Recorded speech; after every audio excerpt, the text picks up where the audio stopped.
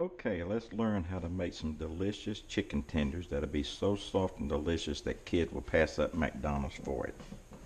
The first secret to this is getting you a chicken breast and cutting it up into slices about this big. Normally you'll get about 4 or 5 per slice. And after you cut them up, mix you some buttermilk and egg and let this soak overnight. This will allow the chicken tenders to be very tender when you cook them the next day. The second thing that's important is go ahead and put salt in your self-rising flour, and I use a good bit for seasoning. And then I also use a good bit of black pepper.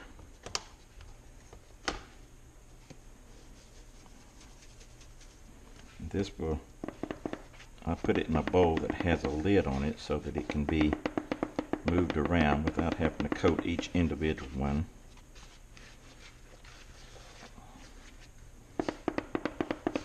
Stir that real good. And I think I put just a little bit more salt in there. Okay. Now that gets your flour about right. So the next thing that I do, I have a nice little cutting board here. So I go ahead and drain some of this off and begin to lay it on my cutting board.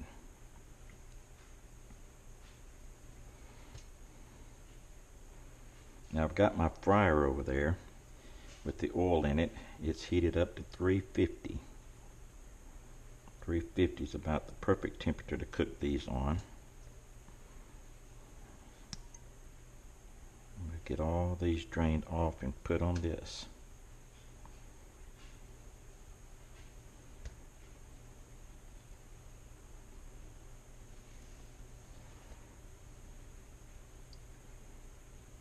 When I had my restaurant, I literally did have children that would pass by and tell their parents that they would rather eat at our restaurant the chicken tenders than at McDonald's. So I believe that your family will really enjoy these.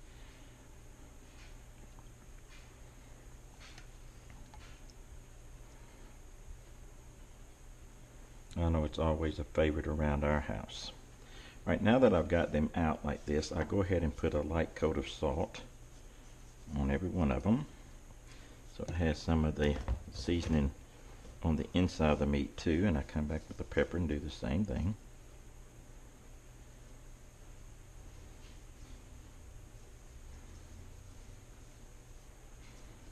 And then I will flip them and do the same thing to the other side.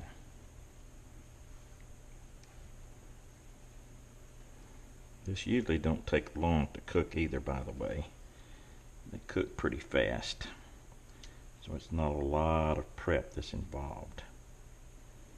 Now, we cooked some corn with ours and some mashed potatoes. On another video I showed how to make good mashed potatoes, and on corn we get the frozen and we boil it and then bring it to a simmer and put about 2 tablespoons of butter on it inside the pot, and also some salt.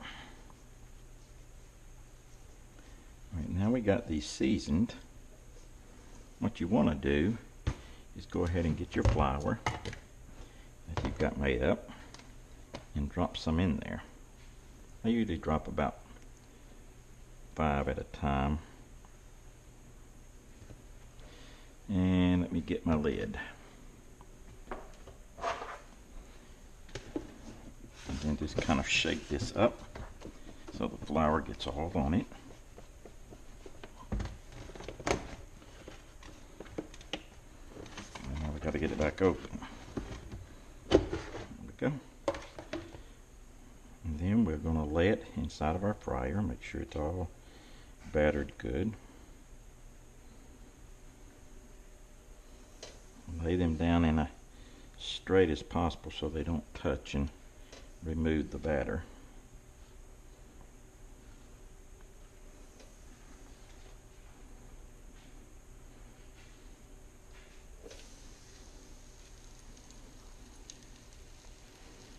Okay, then we're just going to drop this down and let that begin to cook. And while that's doing that, I'll clean this bowl out with my fingers some.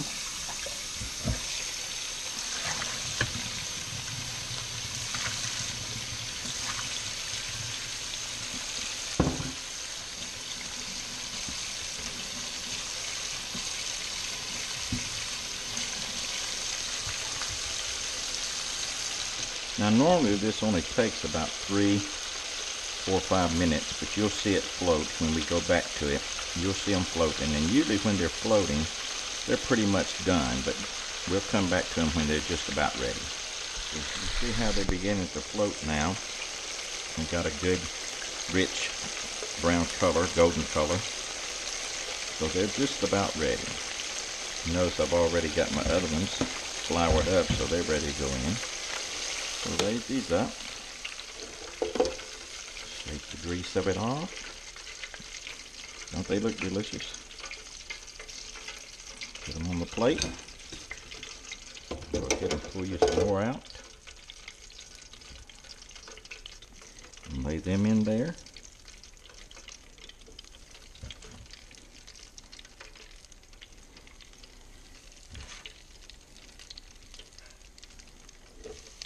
And the reason also why we go ahead and cut these a little smaller is because of the fact you can cook it a little bit quicker than normal. Now I'm going to go ahead and put that last piece in there, and when I do that, I'll go ahead and drop the batter first. But we'll go ahead and let that cook for about 3 to 5 minutes till they float, and then we'll have enough for 2 or 3 people to be able to eat off of this, and we'll probably serve it with some mashed potatoes and some corn and then homemade biscuits. So give this a try. Let me know what you think about it. If it's good, tune in for some more advice later. And we don't only give cooking tips, but we give all kinds of other tips as far as how to make money, save money, and different things. So just stay in tune. Subscribe to us on YouTube. Till next time.